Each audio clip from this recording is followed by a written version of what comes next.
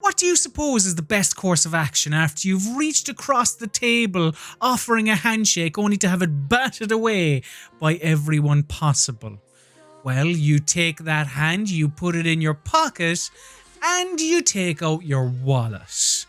My name is ColmAhern, and this is AEW on TEW 2016. Last week's episode of Dynamite wasn't exactly a blowaway show, but it was a step in the right direction. We're reaching that glorious B- once more, and once we get there, then hopefully we can improve on it. But there were a couple of notable things, like the main event angle between Conquest and Cody and his pals, who now includes Jimmy Havoc, because he was offered a position in Conquest. I told you I won't go through the ZSJ thing again because we all know how much that hurt me. But Jimmy Havoc is going to be, was going to be a temporary solution in Conquest. But then after looking at him, he performs better as a babyface. So I thought, seeing as he injured Dustin Rhodes, I think that's a good little storyline there that maybe we could pick up when Dustin comes back.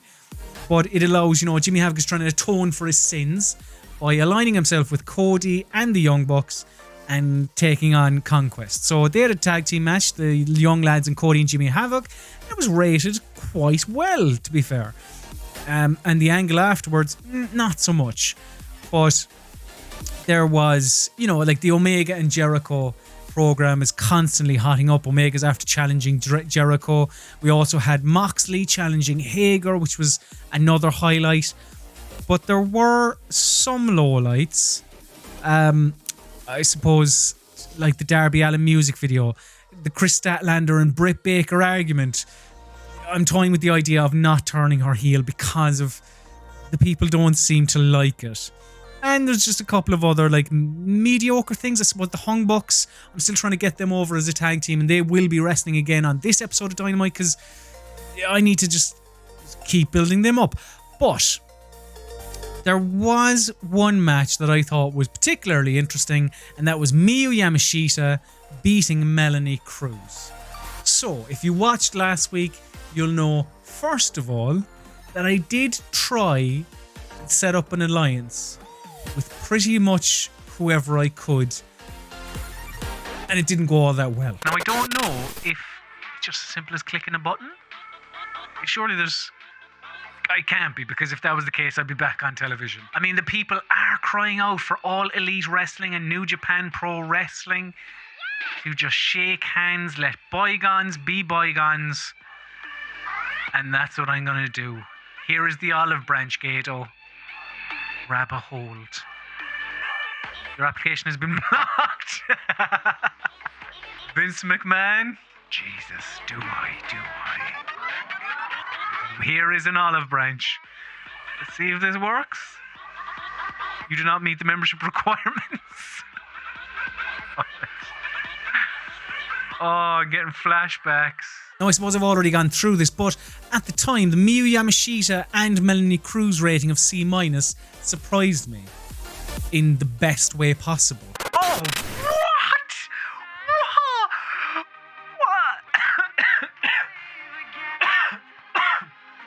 Excuse me, I'm so taken aback. C-.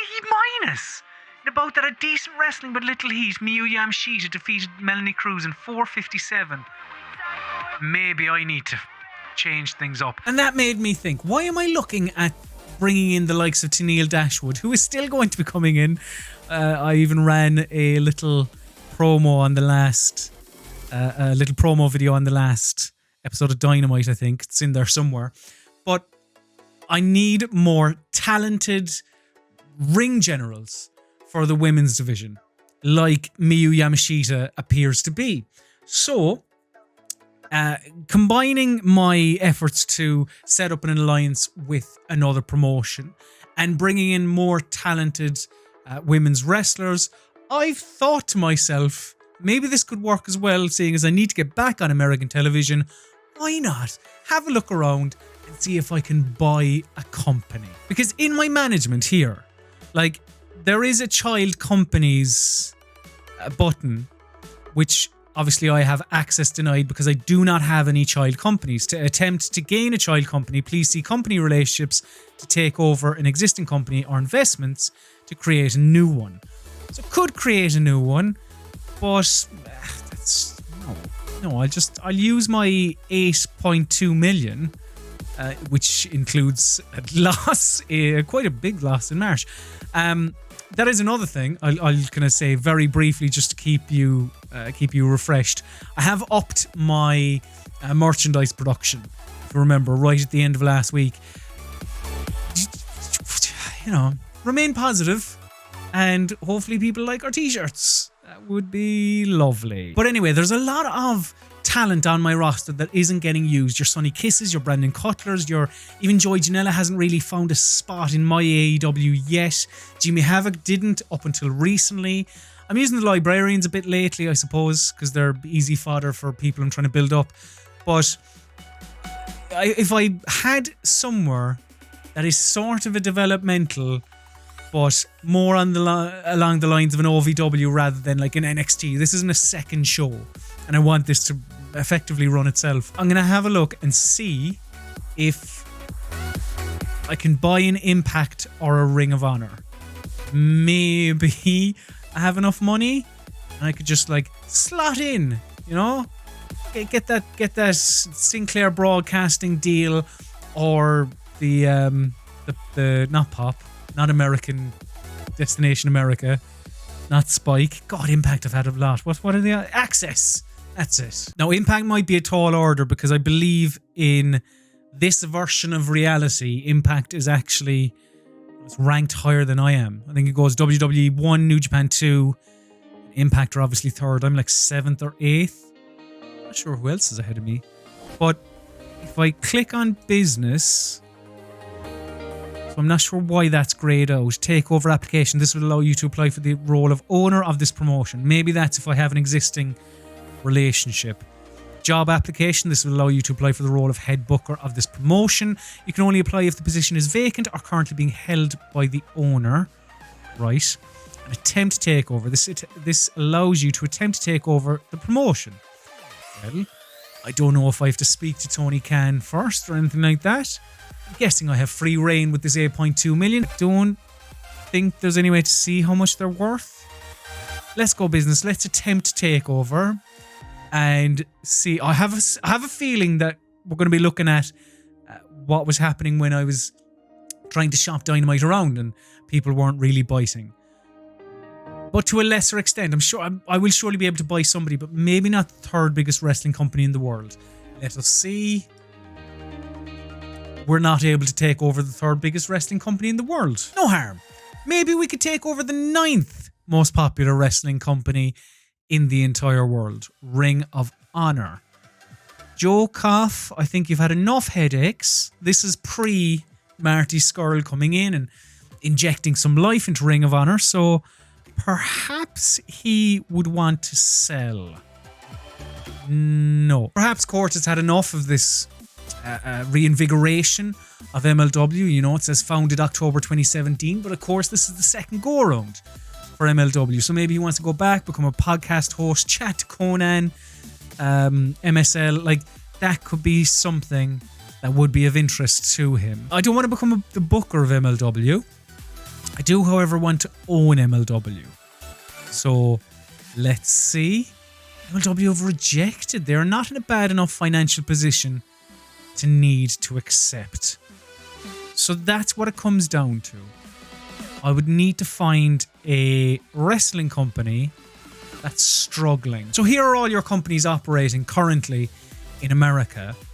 And after some poking around, I can't find where their financials would be, unless I'm missing it. I'm not entirely sure. So instead, what I'm going to do is try and buy all of them. Let's start off with NWA. I'm pretty confident they won't be keen. Yeah, Dave Lagana and Billy Corgan. Happy. Now, I just need anyone really with television coverage in America. Like, regardless of how big it is, like Championship Wrestling from Hollywood does have TV, even if it's on a small scale. So something like, what are they? The 38th in the world. Prestige E, Momentum E. And that would then open up, well, I suppose all this roster to me. As would any of these, like if I looked at CZW, there's a lot of names in there that could be of use to me as well. Game Changer Wrestling. And what could I buy them? Because of my ties through Joey Janela. No. Fair enough. Are any of you struggling for cash? Or is it just me? What about PWG? Excalibur here is the booker. He's obviously on my books. But no. Super Dragon, he is minted. Doesn't need Tony Khan's cash. Have I think I've gone through AEW. I haven't actually checked them. No, business is booming in North America, it appears. What about Canada? Somewhere like Smash Wrestling. Now, the only thing is they don't have TV. Impact is the only one of these that have TV. But Smash could be a good little farm system. No, it doesn't matter. It doesn't matter.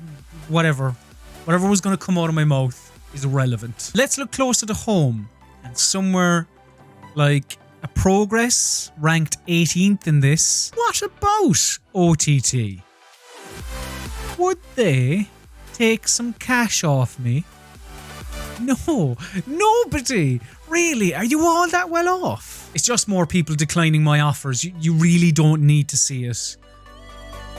It would upset you. If nobody wants my money, then let's just set up a developmental territory. There are 4 types of investments open to you. You can open a new company specifically to serve as a development territory, create a new dojo to train rookies for you, buy a venue that would be exclusive to your company, or purchase title belts that belong to companies that have closed. In each of the first 3 cases, the more money you are willing to spend, the better the quality of the investment will be. So it can cost me as much as 5 million and as little as 100 grand.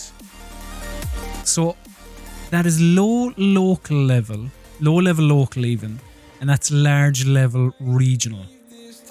So what if we split the difference? And so it's either local, small, or regional. So what if we went for a medium level small? Go big or go home. That's what I always say. Every day of my life, people tell me, shut up, Colm, we get it. You're always banging on about that go big. I say it on this series all the time. You know, so I think, well, going big would obviously be that, but not a madman. Come on. Okay, I'm going as big as $500,000 because that's even big enough, to be frank. I mean, this is something that I really should Google beforehand, but let's just dive in. Go big. I don't need to go through all that again. I'm going to go with a regular schedule because my idea is to plant some of my talent in there. Just allow them to have matches. It's like a reserves team, essentially. That's why I'm calling it nearly elite wrestling. You'll get there just with a bit of practice. Now, I can tinker with how I want the product to be set up, but because the idea is to train these people for All Elite Wrestling, it makes sense to me to have the product be the exact same as All Elite Wrestling. NEW is real, so let's stick a couple of wrestlers on the roster. Let's bulk this baby up. From the women's division, I think the Bunny would be a good shout.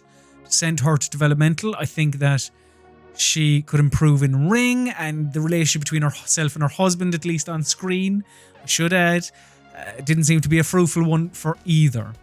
So, the Bunny, welcome to NEW. You are the very first member of this new roster. Shit. Oh, well, apparently you're not, because you're not even on a written deal. Apologies. Are any of these women on written deals? Brandy and the women that I have signed, which would be... Oh no, Shanna. I didn't sign her, so she's on a written deal. The rest of them... Okay then. Fine, let's look at the male roster then.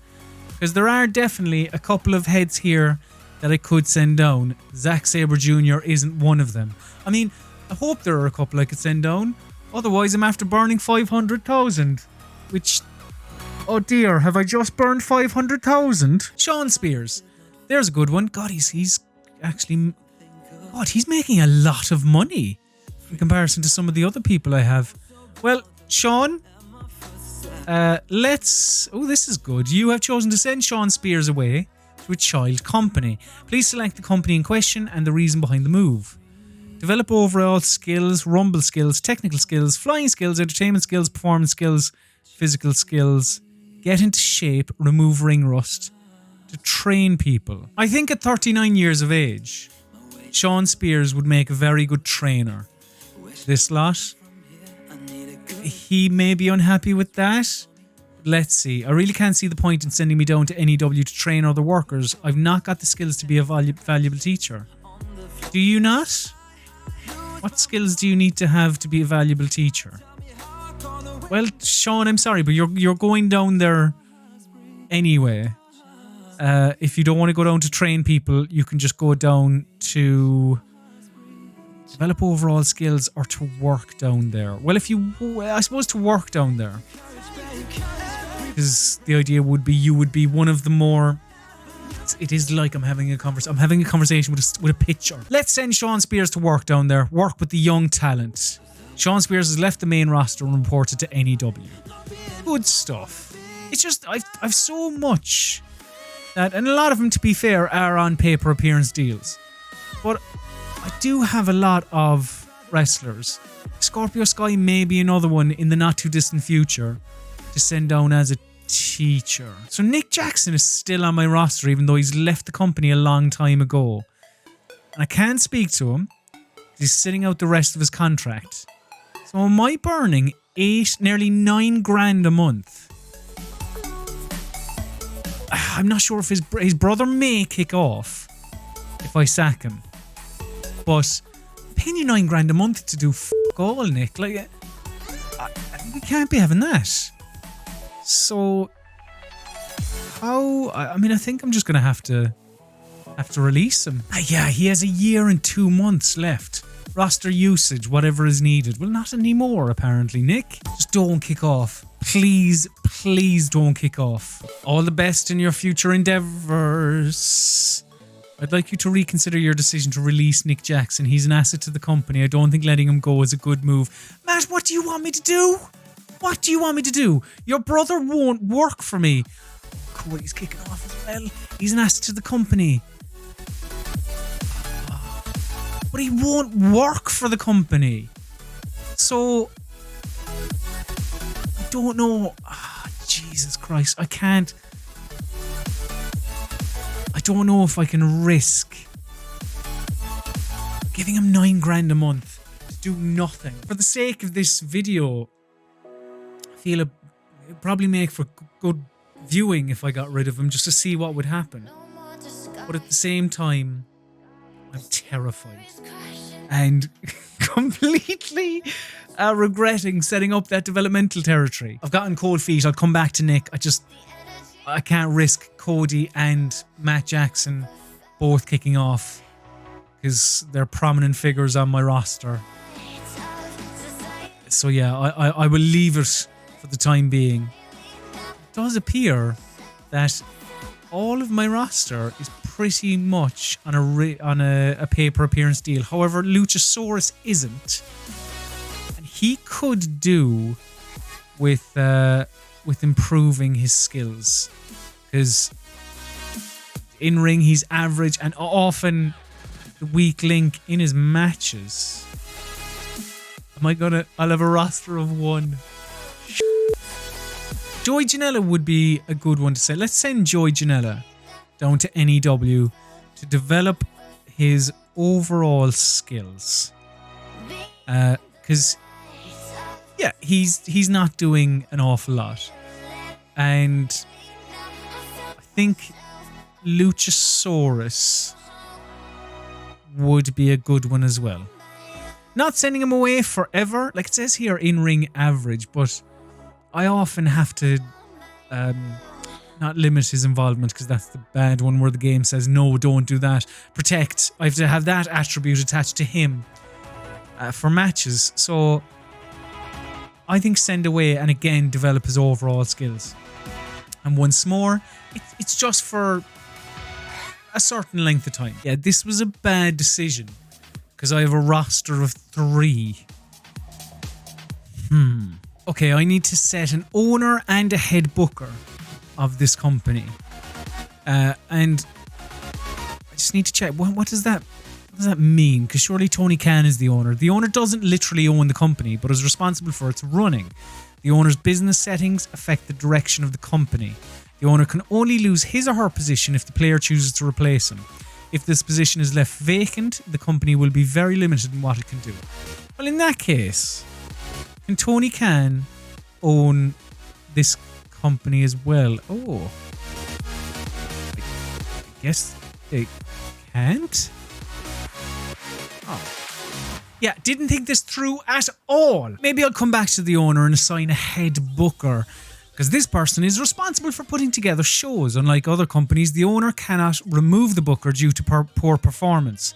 Only the player can choose to relieve him of his duties. If this position is left vacant, it will have a negative impact on the company's ability to hold good shows. So, like the owner option, guessing like there is just a set number of people in the game who have the booker or owner attribute on them. I think Mick Foley as booker might be a shout because he has a bias towards charisma, and that's potentially an area that I'm lacking in just across the board. Just charismatic performers who can gain popularity. And he fires with heart as well, which is very sweet. So let's give, or let's offer him the job. He may turn us down. Booking reputation C and booking skills C. Are there better ones? What's Raven? We C+ and C+. Bias potential. Okay, actually Raven's a better shout. Firing style with brain. With brain means that he will look to workers who are liabilities, declining with age, injury prone, hurt, or title changes frequent. I mean, in a developmental territory, that doesn't really matter all that much. So let's offer Raven the job. Okay, so we need to go through this rigmarole again. I suppose I want him on a written deal. What? 60? Really? Ah, come on, Raven. That's fair. That's loads. Get him on exclusive paper appearance. So paper appearance, that. Exclusive paper appearance. Yeah, let's... I mean, he never has to wrestle. So... Because he's 55 years of age. He just needs to come in and just book the shows. Oh! Raven wants to work. Well... I don't know would I recommend that, Raven, but if that's what you want, then due to my declining physical abilities, I definitely need a reduced schedule. At the very least, you're going to have to limit me to major TV shows and above. It's just a developmental territory, Raven. Yeah, like, Jesus. You go in a nostalgia act and events and ATV shows. Are you happy with that? Your contract offer has been accepted and Raven is ready to become the new head booker. God. Oh, I mean, I could do... I mean, this is just for my own amusement, really, and have, Tommy Dreamer be the owner and Raven be the booker. Bradshaw does have a lot of money, however. He is a millionaire. How does that affect it? When an owner first takes over a company, he can invest some of his own money into it. This value influences the amount. So, is he the wealthiest out of all this? I don't think I can check how much money they have. But surely the there can't be too many millionaires. I think of Conrad Thompson is a millionaire as well. Okay, there's a couple of millionaires in here, apparently. Bradshaw is rated a C+ in terms of his business reputation and is a millionaire. So, style preference may not gel with Raven in terms of sports entertainment. He's flash with the cash. Let's offer him the job. He may turn it down. 1,800 per appearance. Again, per appearance. Like, I don't need you to make any appearances. But sure. Your contract has been accepted and John Layfield is ready to become the new owner of NEW. So, does that now just run itself? The initial idea was just to sign more Joshi. And now I've set up my own NXT. Well, what NXT was originally.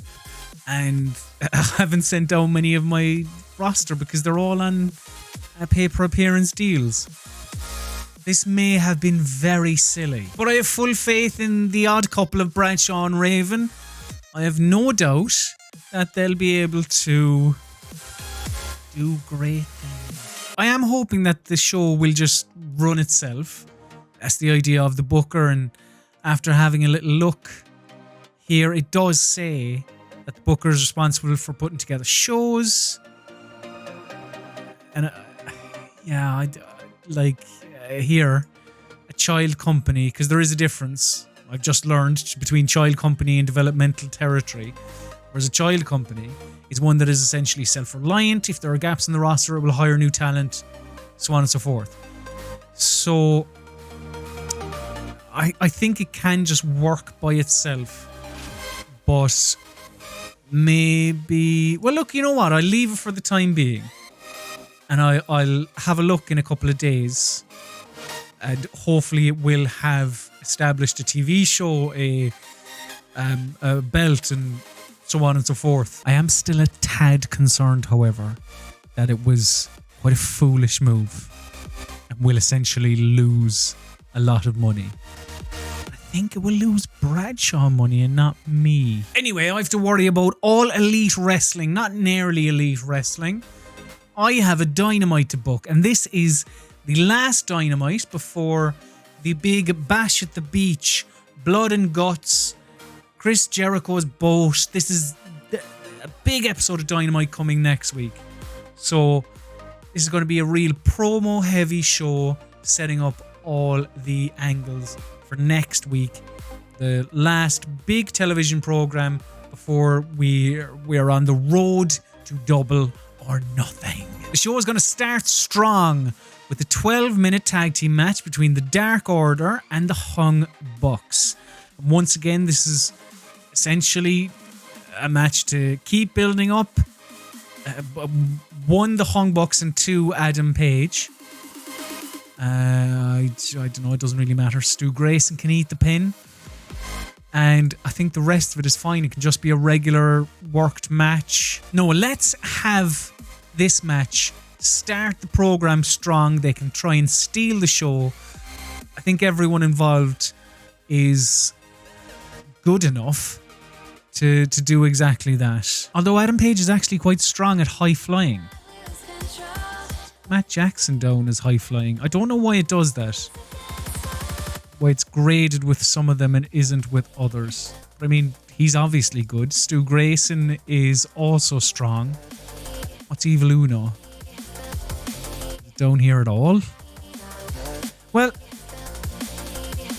I could have a high spots match that could protect Evil Uno if he wouldn't be considered up to the task, which would be a hot match to start off, and fingers crossed give the Hung Bucks I suppose have them gain more popularity. And afterwards we'll have the Hung Bucks challenge the young lads to a match next week. Give them, do they even need 4 minutes? Yeah, I'll give them 4.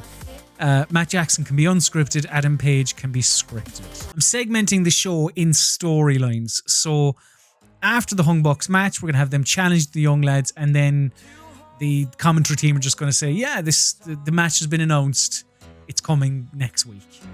And I think I'm going to do that for the rest of the card. We obviously have to put the ace of the women's division after one match. We'll see how she gets on this week. Miyu Yamashita. Going to put her up against Big Swole. It's going to, because I think last week it was just a regular match. I set her to be the victor just to see how it went. And it went very well. Different dance partner this week. But it's all about getting wins under her belt. Because she could be top face in that division. So we've got ourselves a show, and as you can see, a lot more segments than there are normally on my episodes of Dynamite, but a lot of these are just announcements of matches as well. So starts off with the opener I mentioned earlier. I've done all that. Then we have a private party promo about SCU. I think that's built up quite well with the draws between the two teams, at least in singles matches. Then the match announcement. Then you have the Miyu Yamashita match I spoke about. Then we have a tag match with Jon Moxley and Orange Cassidy versus Jake Hager and Sammy Guevara. Again, just always got to protect Orange Cassidy. It is of utmost importance. Then official confirmation of Moxley and Hager. Then there's a tag team match between MJF and Wardlow and Darby Allin and Michael Nakazawa. Now, the reason for this is because last week, if you remember, Wardlow came out and dominated Michael Nakazawa, mainly as a way to get him to change his gimmick. Now, well, that was one, because the game was saying I should change his gimmick anyway, and two, because MJF was kicking off about having Wardlow as his manager.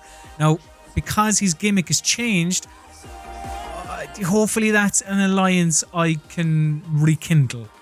But I don't think I'm going to have MJF and Darby Allin on next week's show. I think I might keep building that up to Double or Nothing. And maybe insert Jungle Boy as well. Because there's the Jungle Boy and Rey Fenix story, which I'm not sure if I'm going to culminate at next week's Dynamite, because I was going to have Jurassic Express take on Private Party, which I could still do with Marco Stunt. Perhaps that's something I could look at. But Luchasaurus has now gone to my developmental territory. So, I don't know. We'll see. Anyway, then we have this. Yes, I know. The build hasn't been great. But let's just get this done, I think. Britt Baker is going to beat Chris Statlander with outside interference from Tenille Dashwood. And I'm going through with the heel turn. See how the crowd take to it. And then you have the Britt and Tenille Alliance, which is 5 minutes long. Maybe too long. I have them both. No, it's not that one. No, leave it. Where is it? I have them both scripted. Hope that will be good. Then we continue Cody versus Conquest with Jimmy Havoc versus Marty Scurll. And this is quite a big one and something I toyed with in my head. But it's going to be another car crash match. Jimmy Havoc is going to win. Marty Scurll is obviously going to lose. Marty Scurll is going to be accidentally hit by PAC. Which should, and also I have him to be protected as well. But that Havoc needs a win to be boosted up the ranks a little bit, because after that, we're going to have Cody and Jimmy Havoc challenge PAC and Scurll. Obviously, Jimmy Havoc, I've already gone through this. This was the position that Dustin was meant to be in. It's kind of worked out. Anyway, that match is going to be confirmed. Then there's Emi Sakura versus Nyla Rose. This is purely to keep giving Nyla Rose wins. Nyla is then going to cut a promo on Shanna. Then you have the confirmation of that match for next week. And then the show is going to end on Chris Jericho in a press conference, which is the way that Kenny issued the challenge to Chris Jericho. Jericho is going to accept, and then we're going to hype the match.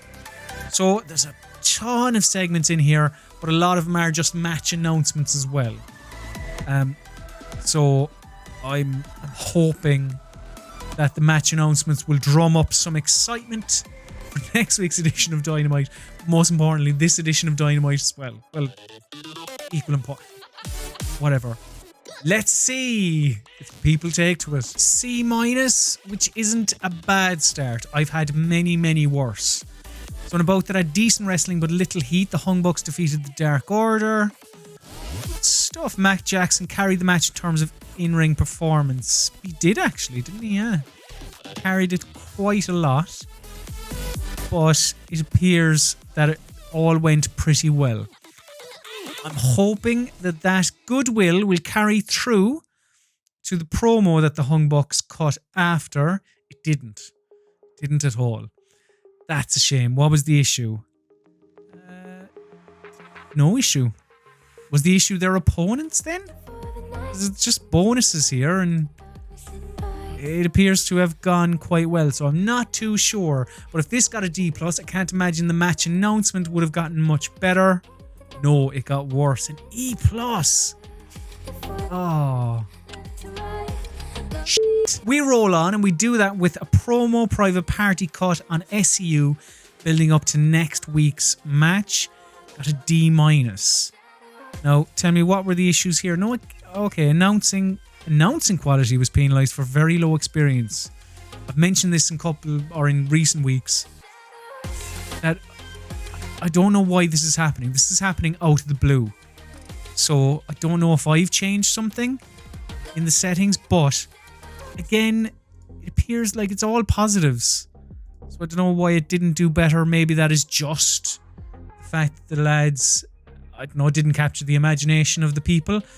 But because this got a D-, again, can't imagine that the announcement did much better. We could be looking at another E+. No, an E. Worse again. Ah, look. Yamashita, you are a star. And about that had decent wrestling but didn't have much heat. Miyu Yamashita defeated Big Swole in 9:03. Ah, that's ridiculous how good she is. In-ring performance of C, Big Swole D-, which isn't bad at all. Yamashita got a bonus for star quality, high morale, good gimmick. Big Swole got a bonus for high morale as well. Yeah, after Nyla beats Shanna, Yamashita rocket strapped to her back. Good, alright, the show is picking up a little bit. In about that, had decent wrestling but didn't have much heat. Jon Moxley and Orange Cassidy defeated Jake Hager and Sammy Guevara in 10 minutes and 22 seconds. Jon Moxley was head and shoulders above everyone else. He got a B, he was. Sammy Guevara D-, Orange Cassidy D-, and Jake Hager C.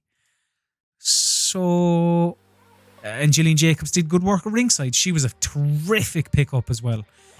It appears that... okay, here we go. What are the negatives? Jon Moxley was penalised for holding back. Why was he holding back? She was penalised for inconsistency as well. Orange Cassidy was penalised for holding back. So should I not protect Orange Cassidy anymore?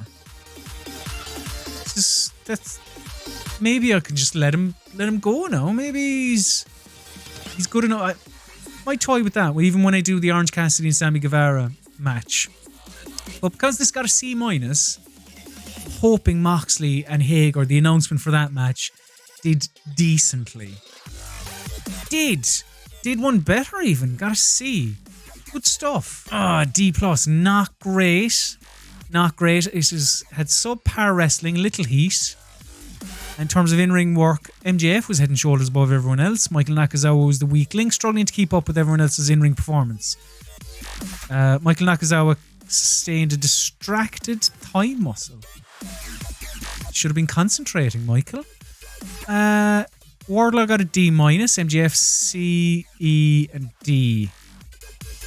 So, well, I suppose that's telling me MJF is the man who should be the rising star then, isn't he? No comments about Wardlow's gimmick. So, I'm guessing Wardlow got a bonus for star quality. Whoa, and high morale. So perhaps sticking him as a badass rather than a hired gun has worked out well. Something to watch in the coming weeks. D-, that's not bad. Because crowd not really taken to the Britt Baker heel turn that I'm forcing through. I really shouldn't. I have the power not to do that. But I was expecting worse. Although, hang on. In a terrible match, you've just given me a D-. Other matches on the card got that, and you didn't say... You said it was subpar. There is a difference, but why was this a terrible match? Britt Baker was really off her game. Was that the issue? The hints of the Britt Baker heel turn got a poor reaction. Yes. Tennille Dashwood has debuted her old school heel gimmick. Blah, blah, blah. What's the dirt sheet tell me? What are the negatives? Chris Statlander was penalised for holding back. Britt Baker was penalised for holding back. Poor momentum, inconsistency.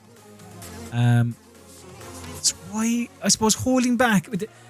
I'm getting that because of setting the match to storytelling. So perhaps I'm setting too many matches on the card to storytelling, which I shouldn't do. But hopefully, can I change Britt Baker? Can I turn Britt Baker, I should say, in the next segment? D- for the alliance between Britt Baker and Tennille Dashwood. That's okay. Britt Baker and Tennille Dashwood are together and make the announcement that they're going to be allies from now on, watching each other's back. The hints of the Britt Baker heel turn got a poor reaction. Well, it shouldn't be hints. But it appears that when you have an alliance between two characters, I should have checked that beforehand, to be fair. You can't turn a character. So still need to do that. I mean, I can understand, to be fair, why it would have gotten a poor reaction, because it's an alliance between a face and a heel, and there's hints of Britt Baker. It's still not gone through. I'll sort that next week. C- for Jimmy Havoc and Marty Scurll. Very happy with that. In about that, had decent wrestling but little heat. Jimmy Havoc defeated Marty Scurll in 9:42 with a handful of tights. Oh, it wasn't meant to be. I think I had it as a tainted win, but it wasn't meant to be that tainted. During the match, we also had PAC accidentally hit Scurll. Oh, shit. Oh, fuck. Jimmy Havoc sustained a perforated eardrum. I didn't need that. I mean, I had the match set to a car crash, but now the next segment makes no sense. So we can't have the match next week.